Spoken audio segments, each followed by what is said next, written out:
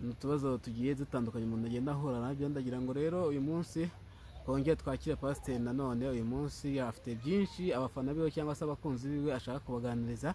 Watangira usoza abafana bawe. Amahoro y'Imana bane namwe.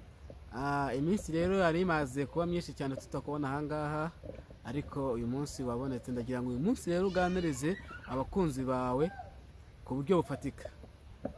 Turabishimye kandi turabasuhuje cyane. Imana ishimwe kandi duhana umugisha.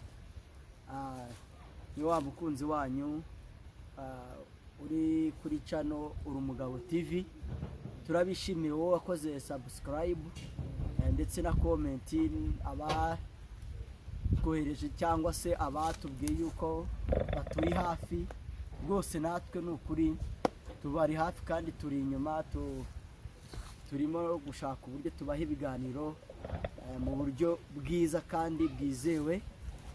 Turabashimiye rero kubw'uyu munsi twongeye kugaruka imbere yanyu kwifuza kuganira cyangwa se kuba twavuga ku ijambo bita ubumuntu. Ubumuntu ni ijambo umuntu wese w'umunyarwanda cyangwa se wumva ikinyarwanda ayumva, cyangwa se umuntu wese yasobanukirwa. Iyo muri rusange cyangwa se mu buzima busanzwe muri sosiyete, iyo umuntu bavuze ngo ubumuntu ni ijambo umuntu ashobora kwita undi nturiya afite ubumuntu.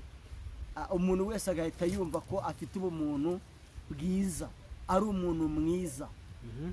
Rero mu buzima busanzwe iyo umuntu afite ubumuntu muri we, abusangiza sosiyete cyangwa se abantu bose baba bari kumwe mu buzima bwa buri munsi, mu abavandimwe be, abaturanyi ndetse no mu kazi. Ubwo bumuntu bumugaragaraho.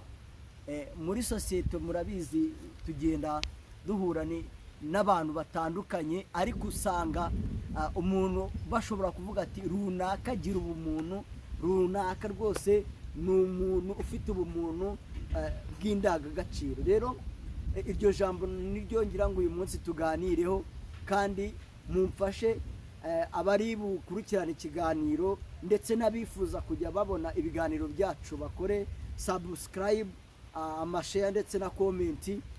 Hari inama tuba dukeneye, hari ibitekerezo. Rero turabashimiye.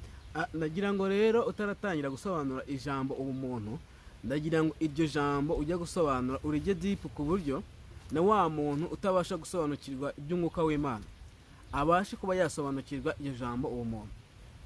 Rero ijambo ubumuntu mbizanye muri sosiyete ndabijyana no mu buryo bw'iyobokamana. Ariko muri sosiyete mu buryo busanzwe, umuntu urangwa n'ubumuntu nta agira inshuti, ndetse abantu babifuza kuba babana nawe cyangwa se bamugana mu buryo bw'imitekerereze. Umuntu urangwa n'ubumuntu aba afite ibitekerezo yasangiza muri sosiyete muri rusange, ugasanga bibagiriye umumaro. Mu buryo rero bw'iyobokamana, tuzi yuko ijambo ry'Imana ritubwira ngo kunda mugenzi wawe nk'uko wikunda.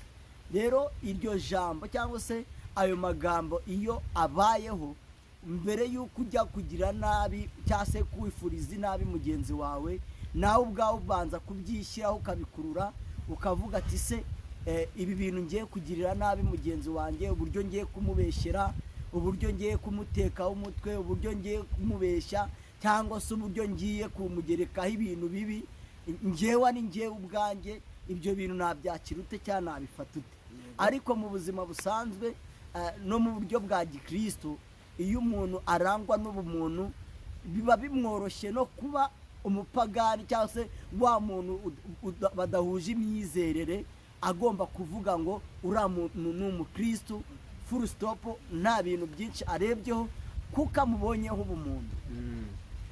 Rero mu buzima busanzwe, iyo umuntu afite ubumuntu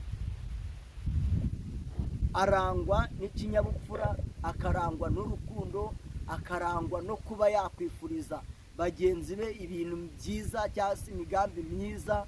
Ubumuntu iyo muri wowe wifitemo ubumuntu, ntabwo wakumva mugenzi wawe yajya habi, ntabwo wakumva yuko wagenda ukagira nabi mugenzi wawe kugira ngo ugere ku butunzi buhagije cyangwa se buhambaye. iyo ufite ubumuntu muri wowe ntabwo wifuriza umuturanyi yuko umwana we yajya mu bintu by'ibyago cyangwa se mu bintu bidashimishije umubyeyi we. Mu muco wa kinyarwanda tuzi yuko bavuga ngo fata umwana nk'uwawe cyangwa se ugomba guhana umwana nk'uwawe. Iyo ubonye umwana w'umuturanyi